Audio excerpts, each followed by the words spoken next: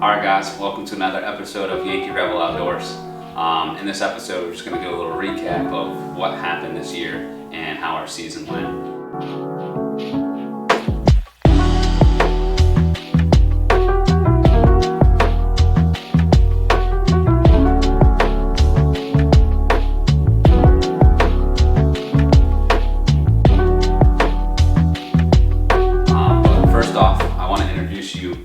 To my buddy Zach. He was in a couple videos this year. He's been hunting with a stick bow. He's a little newer to hunting, and the reason why I'm introducing you to him right now is he's actually going to be a part of this full time moving forward. We've had a lot of fun doing some filming. Zach is very smart when it comes to the camera gear. All my questions that I've had, I've asked him about it, and he's very quick to answer. So I'm a noob when it comes to camera stuff, and he's got, in this room he's got, 6 cameras laying around. Yeah, way too many cameras. Yeah. Way too many. So it's a big hobby of his, so we're going to collaborate and make this thing pretty big, hopefully. So welcome Zach aboard. And so we just want to go over what our season was like this year. We didn't hunt a ton together, but I helped you recover some deer, you helped me recover some deer. And next year we're both going to be running cameras, full filming together, with hunts together and then also apart, and hopefully we can get some good stuff for next year. But as far as this year, let's break it down a little bit. So our season starts September? It's always the second weekend of September, so whatever day that falls on, it's a Saturday morning. So as a Yankee up north coming down here and hunting in September in North Carolina, it is like some days it's like 90 degrees. Yeah, it's pretty hot. It's pretty hot, but one thing that's really cool is we have the opportunity to harvest a velvet buck, which didn't have that growing up, didn't have that opportunity. So that's gonna be one of my goals for next year. Yep. But it is hot, dude. Like coming down here, trying to set stands or prep trees for hunt out of the saddle. Yep. So it's hot. You got bugs that are crazy. You got snakes. I'm not a fan of snakes. Early season down here is wild. But so we started in September. I obviously started with the complete screw up with that doe where I hit the camera arm. First time running cameras this year, and hit that camera arm and released the arrow, and my limb smoked the camera arm, completely missed the deer. And then I had that nice buck come in, and turning on my GoPro, then turning on my main camera, just trying to hurry up. There was multiple bucks in there, and I just took that anxiety and that pressure of turning on the cameras, hurry up, hurry up, hurry up, and I completely missed that deer at like 20 yards. I've never missed deer before. I've been hunting for a long time. I've never missed a deer with my bow. I can remember coming up so for those of you who don't know, we worked together. That's how we met. And I can remember it was like the Monday or Tuesday after that weekend that you missed that buck. I hadn't heard anything from him, and I saw him at work. I was like, "Hey man, how'd it go?" And he's like, "I missed." I was like, "What? You missed?" Like never folds under pressure. So I knew the camera thing was definitely giving him a run for his money. It's difficult, man. I watch a lot of YouTube myself, and seeing some of these guys that do it second nature, and they don't even think about it, and it's a learning curve. It's not something you just pick up and you run and you go do. At least it's a learning curve for me. So I started with that, and then was able to harvest. Let's see, was I in September the first doe that I got? I can't remember. I think it was. Yeah. It was 2 or 3 in September? God, I got such a bad memory.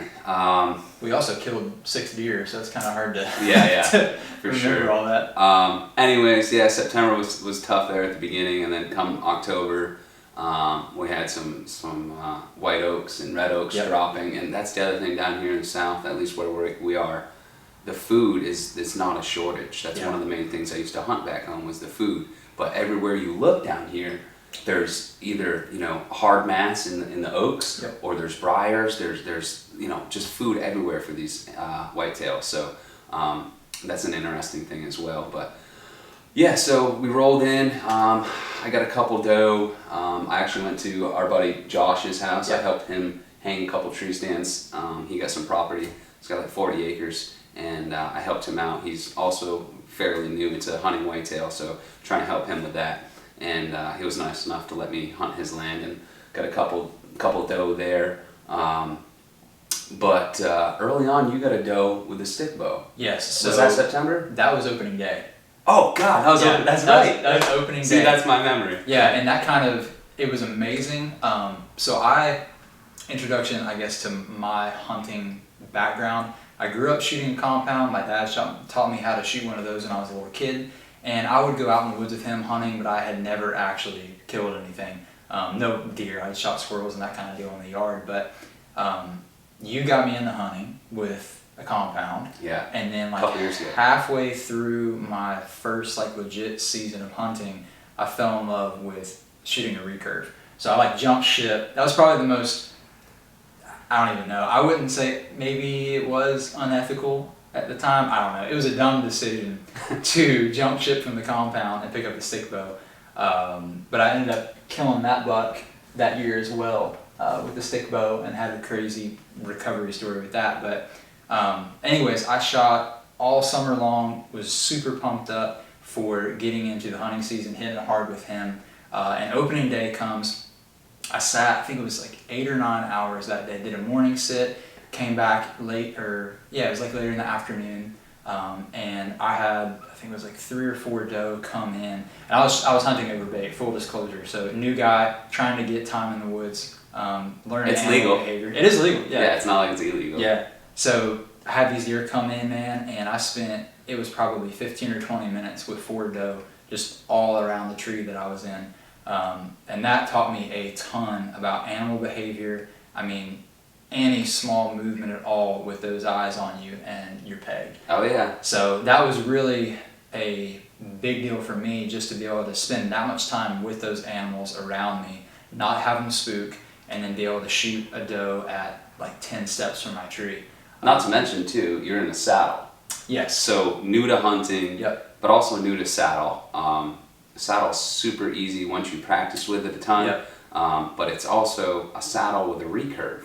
You know, you got that. Yep. How long's your bow? 60 inches? I think that is 64 tip to tip. Yeah, so huge. So just your angles are way different, all sorts of different stuff. So I give Zach a lot of prop, man, because yes, you are, first of all, he's an absolute sniper with his bow. He's a great shot. But learning to shoot an animal and take an animal's life is very different than shooting a target in the yard. Yeah, completely different. And you're learning that now. The adrenaline dump is crazy. Yeah. But yeah, complete sniper with the bow. So go ahead. Yeah. But opening day, ended up putting a good shot on that doe. She ran, it was like, I think probably 80 yards in total. Yeah. Ended up putting it right in behind that front shoulder, and the angle she was at and how she twisted ended up exiting gut. It almost looks like it just kind of pulled it right into the cavity a little bit. I was freaking out because I thought I smoked her, but then I saw a bunch of green stuff on the arrow, so I called Tyler up. I'm like, dude, I don't know what happened. I don't want to lose this deer. Well, like you said, you said earlier today, like, recurve is slow. Yes. Deer are fast. Deer are fast. What happened is he shot it, he smoked it right in the lung, and the deer turned, and as it turned, the arrow moved in the body of the deer. But it was a great shot. We found it pretty quick, and I remember the blood trail wasn't great at first. No, it was once we picked it up after like 40 yards. Yeah, about 40 yards. What were you shooting for broadheads? That was a VPA 3 blade. Right. It's 200 grain, 1.1" cutting diameter, so it's like the 3-to-1 length to width ratio deal going on. So yeah, and so my bow is it's a 45-pound Hoyt Satori recurve with a 588 grains. We weighed it last night. So yeah, we weighed it last night. Pretty heavy arrow for that light of poundage. So you can shoot it and like you're like checking your watch to make sure it gets where it's going. But anyways, killed that deer opening day, and that set my bar super high because I'm like, dude, I'm a stud. Like, first day we got this thing going. This is gonna be great. My season's gonna be incredible. It's all uphill from here. And I got humbled real fast. Basically, almost every single weekend after that throughout the rest of the season. Yeah. So I think other than that deer in September, I was fortunate enough to have probably probably 9 or 10 solid opportunities on deer throughout the season. Whether or not I felt comfortable taking the shot, that was kind of the question. I especially with this bow, if they're like within 15, I want them to come into 10. I want to be as close as I can possibly be, just because this season was working through all that mental game of, okay, get into kill mode, make sure you remember your shot process, make sure you're not moving, like all of these hundreds of things it feels like going through your mind at one time. That's hard to practice when you're shooting a target. Exactly. So making sure they were in super close. I didn't take a ton of shots. I did end up hitting a doe actually in the leg, really, really low. I totally jacked up my form on that shot. And that was that the spot and stock? That was not the spot and stock. Oh no, that's right. This was one I shot. Same stand. Same exact tree that I was in. Yep. It just missed low, and it was like an 8-yard shot too. I was tore up. I couldn't believe I had missed that shot. Like it was a gimme. But again, it's that adrenaline dump that we get as we're about to take the life of an animal. Yep. No, it's not a monster buck. Yep. But you're still harvesting a deer. Yep. And it's still taking a life. So I'm sure you guys at home can relate. It's archery equipment, compound, especially with a recurve. It's like it's intimate. 8 yards. Sure. So that's cool that you're learning that. I mean, I think that adrenaline never goes away though. Yeah, so I've been doing this for a long time. Yep. And every year, it's like even when I first see the first deer of the season archery hunting, it may be 80 yards away and I am fired up. Yeah. Like start shaking. It might be a fawn with spots and I'm fired up. So that's never gonna go away. Yeah, I hope not. That's the best part about it. Yeah, so a lot of my hunts are on camera. They saw that mainly the biggest struggle, like the first 4 deer I shot, I only got one of them on camera. So that was my biggest struggle, was to get everything on camera for you guys at home. Yeah. We didn't have a camera, you didn't have a camera with you. So tell us about, so you had that one deer, that same stand, you nicked it in the leg. Yep. And then shortly after that, I think we're in October. Yes. And were you getting down from your hunt or something? There was deer nearby. So I had come home from work that day. This is before the time change, so still had like a few hours to hop out in the woods after a work shift. And it was extremely windy. It had rained a ton the day before, so all the ground was super wet. That's the big thing, like comparing eastern terrain to western hunts where guys do spot and stalk. Like the forest floor here, it's impossible to not make noise. Especially here, like again, we're gonna compare north to south. Yeah. Yankee Rebel. Up north, you can walk through the woods. There's some thickets and stuff, but down here, it's like everywhere you look, there's this. I don't even know what it is. Like, I think it's an invasive species that is just super thick. I don't know. Maybe you can shine some light on. We're gonna do some scouting videos in the future, and maybe Zach can point out what it is. But there's some spots here that are just like you can't walk through. You can't walk through. Mountain laurel stuff. Yeah, you're either fighting limbs, and the biggest thing is just all of the deciduous leaves from the year before. Right. That's the big. That's everywhere. That's everywhere. Yeah. Yeah. But but anyway, so it had been raining. The ground was wet. It was extremely windy, and I knew from the tree that I normally hunted out of, I knew kind of the trail that led to these deer's bedding area, and I could look over my shoulder and peer into that trailhead area where they would go down into their bed. So I saw movement. I looked, and there were 3 different doe that were going away from me into the wind, and at the point they were at, they dropped over this little hill, and there's a bowl, and that's where their bedding is. It shields them from the wind. And once I saw them drop down, I'm sitting there like, you know what? Do I get down? Do I wait? What do I want to do? I gave it probably like 10 minutes, and I didn't see them come back at all. Checked around me, no more deer, and I'm like, you know what? Screw it, I'm gonna try it. So I climbed down. I dropped my saddle, obviously leave my sticks and all that kind of stuff there. I don't think I had my bino harness on me. Left my pack, and I ended up walking around and was coming like quartered to the direction of the wind. And that whole area is super thick. There's not a lot of trees there, but there's a ton of underbrush. Yeah. And just walking the game trail is going really, really slow. And man, I probably crossed 80 yards of distance in like a 30-minute time frame. Just took my time with it.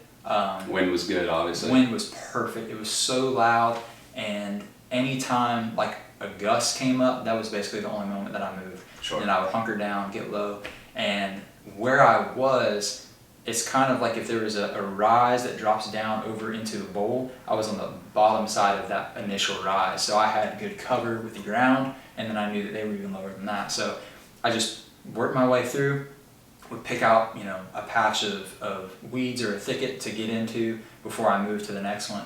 And eventually came up and got right next to this magnolia tree. And as soon as I got to it, I'm like, all right, I know I'm gonna be close to these deer if I can just make it there. So I got there, I already had an arrow nocked, and I squatted down, and as I did, there was like this opening in the bottom branches of this tree, and I see these 3 doe standing, and they have no idea that I'm there. And how far are they at this point? At that point, they were 25 yards. So I'm losing my mind, just happy as can be, because I didn't think that was possible here. I've never seen anybody do it here. I'm sure people have. There's definitely, yeah. But for me, man, I was satisfied just with that. Yeah. Just knowing I had gotten that close to them. So anyways, ended up just hunkering down, kind of dropped down on one knee, had one posted up, just getting ready to shoot. And at that point, I don't know if the wind switched at all or if they just have like their sixth sense where they know something's going on. Wow. So they ended up not coming out right on the same path. Had they would have been 15 yards. It would have been like chip shot, you know, until I screwed it up with my adrenaline. But anyway, so they circled around and that put it at about 30 yards. And I'm like, you know what? I have made it this far. Like, I can group a pie plate at 40 with my recurve in the yard. I'm like, dude, I'm taking the shot. Like, I'm going to see if this works. One doe came out. She was a little bit quarter to me. Got the full draw. Got my anchor point really, really solid. Let the arrow loose, and it missed probably like 2 feet under her. She even dropped with that. Like, my bottom limb probably smacked the ground when I shot. Oh, really? It went. Well, that's true too. So you were you know, kneeling. Yep. And then you had your bow out. Yeah. Oh, dude, there are so many things that looking back now, I didn't even think about. I'm already lower to the ground, and 30 yards is my point on distance with that bow. She was a little bit further, but that all changes when you drop down to the ground. And then she was probably 4 or 5 feet lower than I was anyway. So there was some goofy stuff going on that had I taken a moment to think about, it would have maybe turned out different.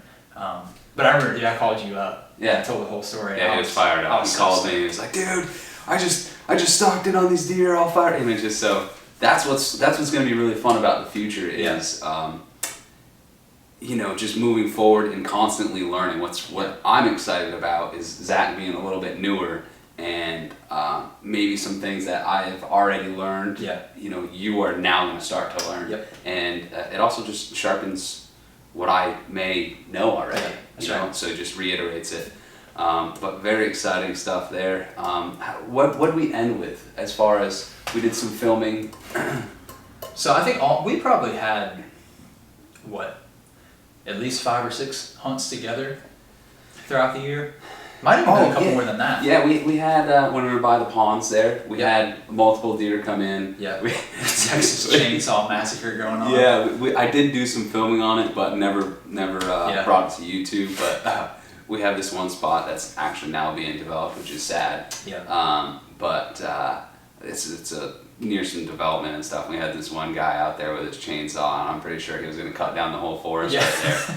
While we're in the tree, we're like debating getting down, and then we had like this goat not far away. Or some crazy noise, goat. just screaming. We're like, what is going on? We started laughing like crazy in the tree. It was pretty funny. But we had some deer come in, and right at last light, we had some wind pickup that wasn't really there. Yeah. And that kind of screwed us because we had deer come right in. They weren't that far. Yeah. But again, coming out of this super thick stuff down here in the south, it's just so thick. And they came in 15 yards maybe. They were pretty close. And honestly, I think had it been a cooler day, that would have ended differently. Yeah. That was another like 80, 85 degree day. Bushwhacking. We didn't have to go very far out of the truck. We didn't have to go very far. No. Like you said, bushwhacking through, you just sweat up a storm. Yeah. So it's crazy. But and then I had a couple hunts on film that you guys saw, and ended with that buck that again, it's it's the crown on the season. You know, I finally get a buck coming in. I'm cool as a cucumber, all fired up. Yeah. And as I draw my bow, the camera focuses on my bow, and the deer is completely out of focus. So a lot of things for us to learn together. Yeah. I'm still very much learning the camera stuff. Zach's learning a little more of the hunting stuff. Oh, absolutely. And one thing for you guys to pay attention to this year is Zach is now going to be getting a new compound. Yeah, that is the So goal. coming up here soon, we're going to have a video of him grabbing his bow at a local archery shop, Grafton Archery. Colin takes care of us there. He's a good dude. Yeah. So what are you going to go with? The Hoyt? It's the, gosh, I forget the name of it now. I've called it the wrong thing like 4 different times. It's the 33-inch axle to axle. It's the Hoyt Alpha X. Yes, that's right. Sure. Alpha. I keep calling it the Apex for some reason. No, it's the Alpha. Alpha X, yeah. Yep. So I shot that, and I shot the new Matthews, and the draw cycle on the Hoyt is what had me sold. Sure. So tell us why you're going back to compound. Kind of touched on it a little bit. Man, so I'm a diehard stick bow guy. I love it. It's so much fun. I've shot a compound for, heck, I don't know, like 10 years off and on, just shooting them in the yard. So I'm familiar with it. I want to try something new. But I think some of the frustration that I had throughout the season, I think could have been remedied had I was shooting a compound. And also, I think I didn't do myself any favors being really new to bow hunting and jumping right in with a stick bow. Because it's already like you're handicapping yourself a little bit. A lot of it. Yeah, so I don't want to complain about it, but because it's my choice, but you know, when you see the comparison of just hunting with Tyler and the equipment that he uses, and granted, you can't replace experience, you know, by any means. Like, sure. That's huge. But when you shoot in the yard and like we talked about earlier, you're checking your watch to see when your arrow gets downrange, right? And the compound's spitting them out. I do think that would have changed a couple things throughout the season for me. So you and I briefly touched on probably the number one reason of switching to the compound, for me at least.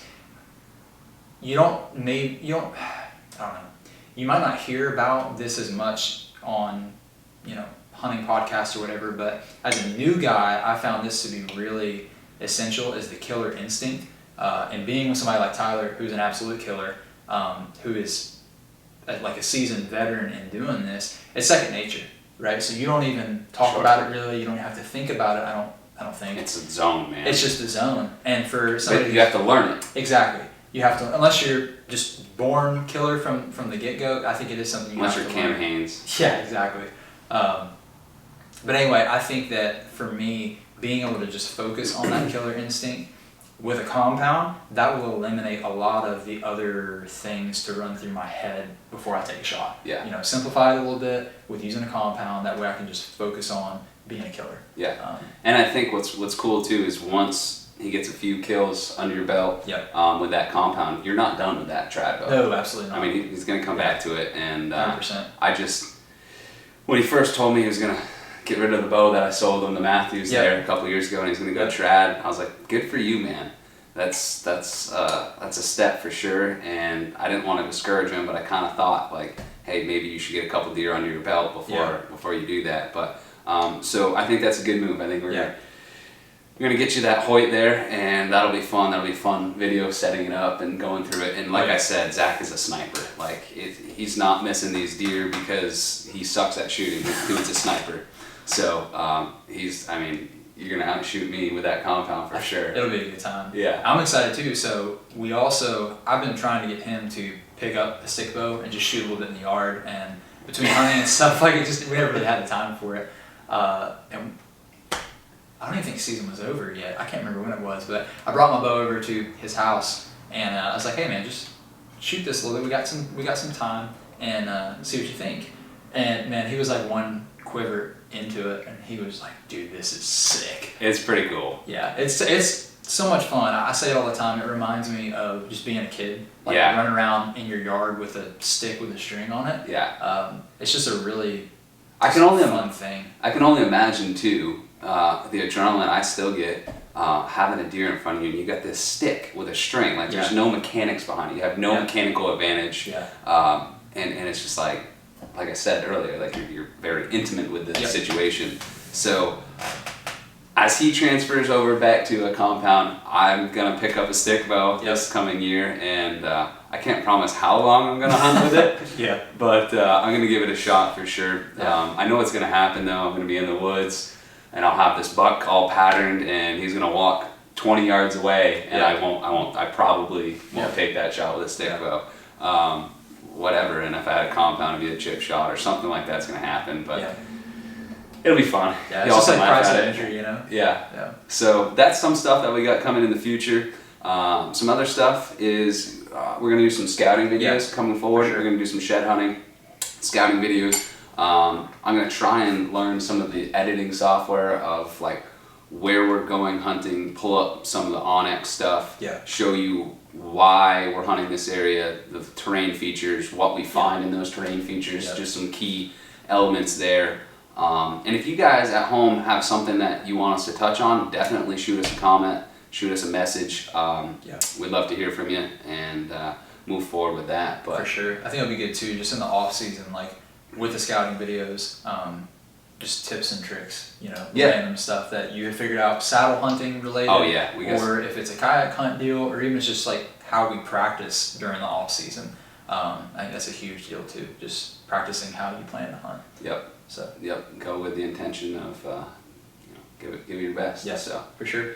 I think that's about it. We had a really good time this year. Season's not technically over. We do have urban archery. I don't really know the laws behind that. It's a bit like convoluted, honestly. It's kind of hard to figure out. I don't think they make it easy for you.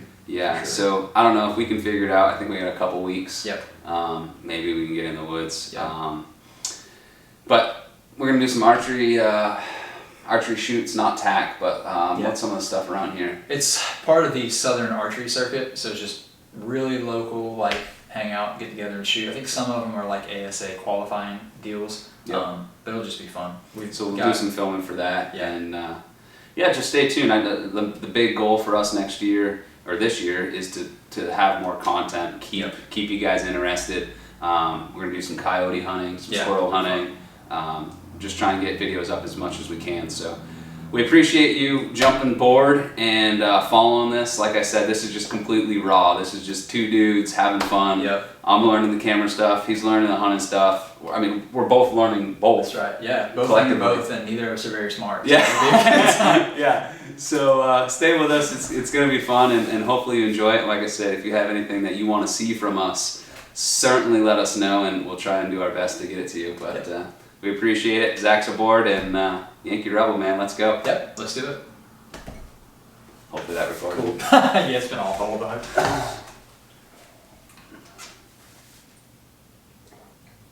Is it still going?